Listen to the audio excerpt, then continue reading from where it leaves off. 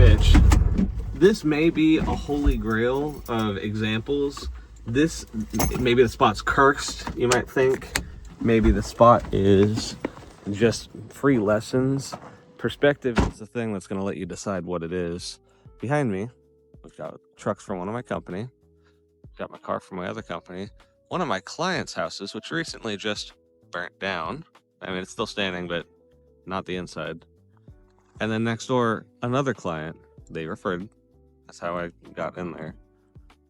And I've talked about this one before. They were harassed by the city.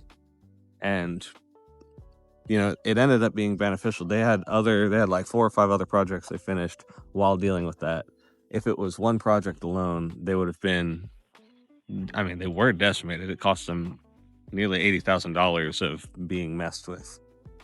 But they were able to change things around, and they have other projects going, and they're just about to restart this one.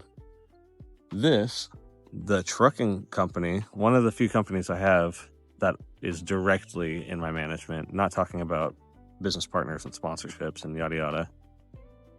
This started because one of my buddies was into trucking. He was trucking, he wanted to start his own company. I said, sure, they can have a subsidiary.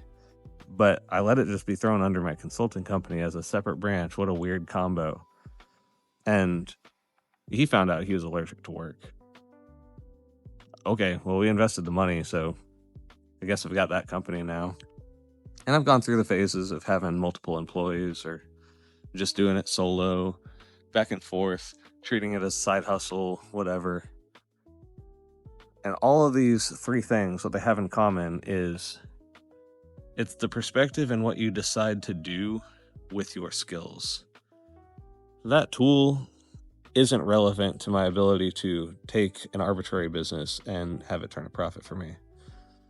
This house is not required for my buddy to be able to have the things he wants or be the person he is or do the work he does. None of these tools are required for the ability.